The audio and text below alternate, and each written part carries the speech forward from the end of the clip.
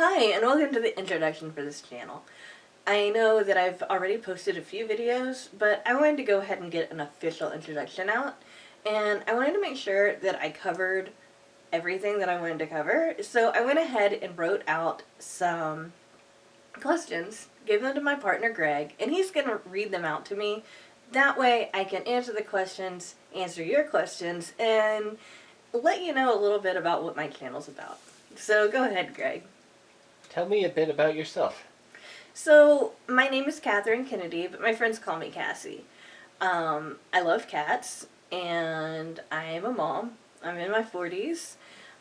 Me and Greg have been together for about 20 years now, and our children are both, well, my daughter's a teenager, and then my son is almost a teenager, basically. I love to read, and I love to crochet, and I'm starting a new YouTube channel. Can you summarize the last 5 years? Yeah, so the last 5 years of my life, like many people's, has been kind of like looking into the unknown. Like in 2019, me and my family had so many plans about what we were going to do with the next few years. One of our plans was that we were going to actually move from the United States to Australia. That's a long story, but basically I had a YouTube channel that was really successful. Moderately, really. At its peak, it had 25,000 subscribers, so that's moderately successful, I think. And I ended up needing to add another person to help me out, and my business partner happened to live in Australia, but it was weird because we already wanted to visit Australia. We had also visited Ireland because we wanted to find out if it was a good fit for us. So we went to Australia. We loved it. I fell in love with it. There are some opportunities for Greg. I have a degree in psychology, so I could pretty much do that anywhere. And I think it was February 2020 that he completed filling out all the forms to get us to move. And then, of course, in 2020, we were all hit by an enormous force that we weren't expecting. And of course, I'm referring to the virus. So things got a little bit weird and cramped. Me and my business partner ended up parting ways, and it was for the better. And I gradually stopped posting to my YouTube channel, and I think the reason why I did was because what I was doing on YouTube was the same as my work, and instead of, I guess, having fun with it, it was more of just more work for me to do. So I would get up in the morning, do my work, and then I would spend the rest of my day doing more work. and just wasn't having as much fun. Now, I'm not shutting down the channel completely, but I'm just probably pretty much done with it. I'm probably not going to be posting very much more content, and I'd really like to distance myself from that. I can still work in the same field that I'm working in, but I would like to add a lot more fun and joy to my life. Also, I don't think that we're moving. We do live in a very beautiful house, though, on a little over 5 acres, and I can be very happy here, and so can our family. What's the most important thing for your audience to know about you? I think the most important thing for my audience to know about me is that I am a person with disabilities. And the most important disability for you guys to know about me is that I have autism. I am a person with autism. And part of the reason why I want to make this channel and why it's more of a project of the heart instead of a project of the head is that it's really important to me to spread autism awareness. And I think that just by having a fun channel where I'm doing the things that I love to do, I can help people get a little bit more comfortable with what does autism look like, and maybe even help people with autism by being somebody that they can connect with, because connection is really, really important to me. What does NicheCraft mean? So NicheCraft is basically a concept I came up with. Or at least I thought I came up with it. Apparently, it's a word for something else, and I didn't know that. But anyway, I came up with NicheCraft to describe what my channel is going to be about because, as many people might know about people with autism, we have what's called special interests in the autistic community.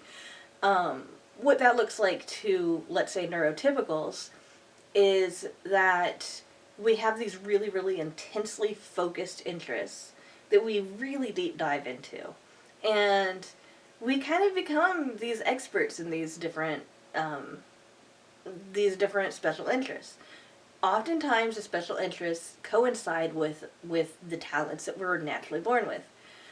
For example, I was born with the talent of music, which is really, really great. My grandmother had it. She was really, really great at music, and I just happened to be really, really great at music from a very young age. As I began growing and developing more and more interests, of course, I came across other talents, and NicheCraft is a place for me to share those talents with you. And most of my talents revolve around crafts. So I just put niche together with crafts, and it just seemed like it was the right name for the channel. What are the special interests you will be sharing with the channel? So I want to gradually introduce my special interests. Mostly because I don't want to take on too much, and I also don't want to overload my audience either. So the number one special interest that I think that I'm going to be focusing on has to do with yarn crafts, because that's something that I do a lot of, and I'm also very talented with it. My grandmother taught me how to crochet when I was 9, and later on in my early 20s, I learned how to knit as well. I prefer crochet. I made this. It's actually not that impressive for something that I've made, but yeah, I did make it. And I would like to share that with my viewers. I've found that doing repetitive movements, the counting involved, the planning, the creative vision, all of those kinds of things are things that appeal to people with disabilities, yes, certain disabilities, but it's also just fun, and it's something that I feel like I have something extra that I can share with people about that. Another thing that I'm really excited to share with you guys is my love of books. I read 50 books a year, at least, and last year I read 60. This year I'm challenging myself to 60, and maybe next year I'll even do 75. So, as you guys might be able to kind of imagine, I have read enough books to become somewhat of an expert in books. I love books of any description, nonfiction, fiction. I'm really into literature. I'm really into books that have strong themes, a lot of symbolism that really examine the human condition. And I found that books are a way for me to understand the world better. And I think that if I am able to talk a little bit more about books and share my love of books, maybe that could get somebody to pick up a book that maybe wouldn't have before. Maybe somebody can discover a new book, and maybe I can take that interest and bring joy to the world with that. Why are you the one to share these things? What are your credentials? Well, I can share a lot of tips about how to interact with people and how to analyze books, for example, because I do have a degree in psychology. But also, when I say that people with autism have special interests, I mean our interests are very focused. We can get so into something that we just do it all the time. Now, that can be unhealthy, of course, but I've found that as long as I'm healthy about it, I've learned a lot of really, really unique things about crochet, for example. I've learned how to design things myself. I've learned to put together a vision and make that come to life. And there's some stitches I know, there's some techniques I know that maybe other people don't know. I definitely could share patterns with the world. But basically, I've been crocheting since I was 9. So I think that maybe I could teach you guys something about crochet and at least talk about it. And I've been reading, you know, actually I learned how to read music before I learned how to read words, but I've been reading for a really long time too, and I'd really like to share that with people. I'd like to share music with people too, teach people some simple things to play, for example, tell people about how music helps with mood and stuff like that. And you know, I've done this before. I've had a YouTube channel before, and I know what it takes to be successful on YouTube, but I also know what it takes to make a commitment to making a YouTube channel and posting regularly and all of that kind of stuff. So I'm going to be here. I'm going to show up. You guys, you know, I would love it if you subscribed, but you don't have to. If you don't think that I'm cool enough or whatever, that's not going to hurt my feelings. You can go. That's fine.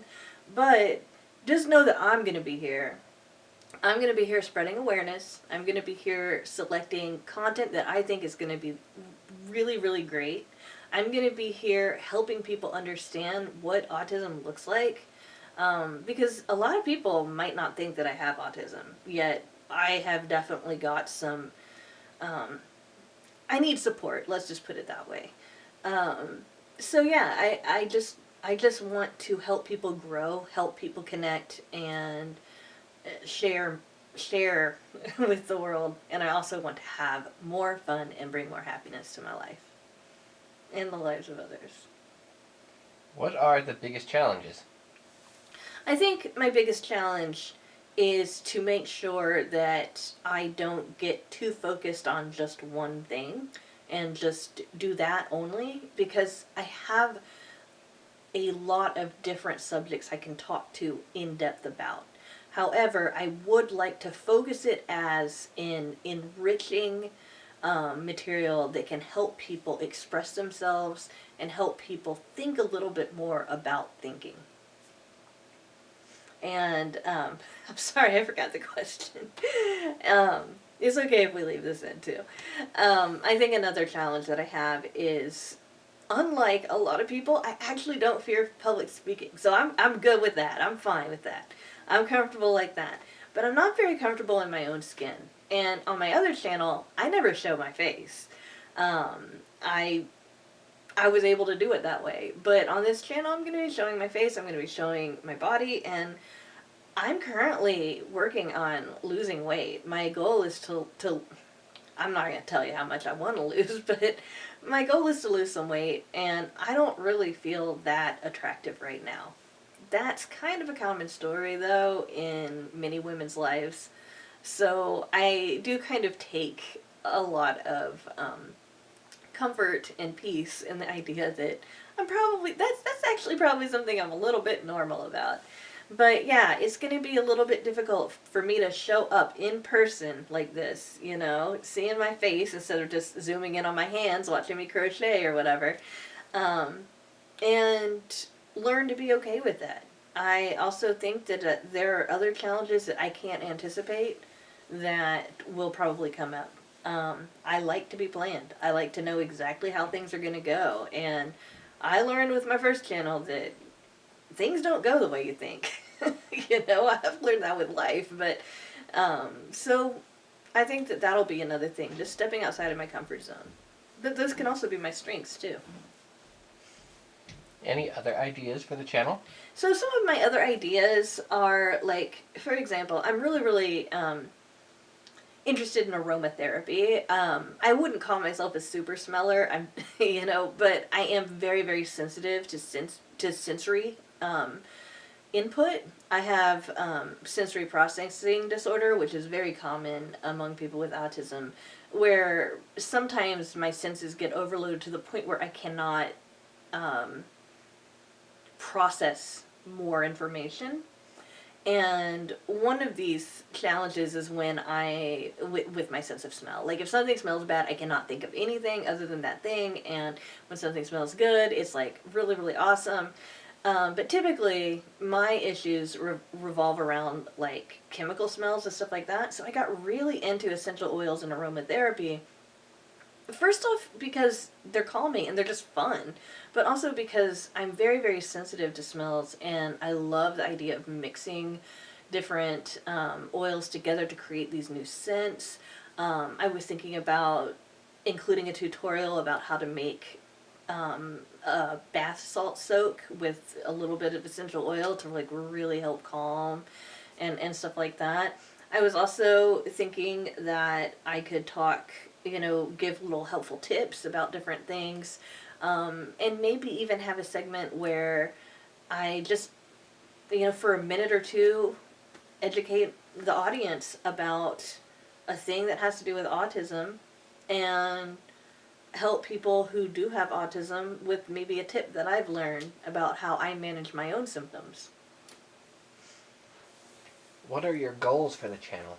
My goals for the channel is to connect. That's my like key word when I'm thinking about it. I want to connect with other people. I also want to feel a deeper connection with myself. And I want for us all to explore connecting to the human condition. And what I mean by that is that this didn't happen because I just got really, really interested in crocheting, although that was part of it. But it happened because my grandma taught me how to knit, or taught me how to crochet, all right, when I was 9. And by crocheting now that she's passed, I still feel connected to her. I feel connected to all of the people who've learned to crochet over the years and years that it's been around. And I want to share that with other people. I want to connect by showing people that people with autism aren't scary or whatever other biases that they might have. And I want to connect to prove to myself that I can, because it's been very difficult in my life for me to actually connect with other people. It's something that I probably mask really well. In other words, people probably think that I have a whole lot of friends and all of that. And I do have friends. I have some really, really wonderful friends. But it's hard for me to connect sometimes. And I want to feel that connection. And I want other people to feel that connection because, really, with the virus and with having disabilities, sometimes we can feel so alone, and we're not at all. And I want to make sure that I'm reinforcing that to myself on a daily basis and reinforcing that to anybody who might feel a little bit lonely as well. What's the one thing you want people to take away from this video?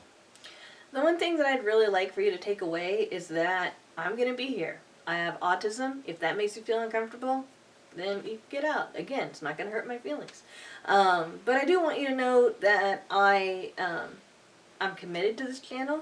I'm going to be posting content. I'm probably going to be posting content pretty much daily for the first year that this channel's up. I'm going to be doing tutorials. I'm going to be doing giveaways. I love giving back, and that is something that I can't wait to do. I am going to be generous with my time. I'm going to be generous with my joy and my love, and I'm going to be very thoughtful about every video that I make to make sure that it's entertaining, that it's quality, and that it's something that can help people and something that can help make your life a little bit easier. And that's pretty much my takeaway. I mean, of course I'd like subscribers. Of course I'd like likes. But only if you mean it. That's what I want. I want a genuine connection. I don't need the stats. I already had a channel where I got all the stats I wanted and it was great. I don't need that. It would be nice, but I don't need that. I want people to take away that I'm here. If you guys want, if they want to come join me, that's great. If they don't, no big deal. Maybe later on. Maybe you'll see a video from me in 5 years and you'll be like, oh my gosh, it's that weird lady. and you'll realize, wow, maybe she wasn't that weird. Or something like that. I don't know. But basically, just take away that I'm here, I want to connect. It would be great if we could.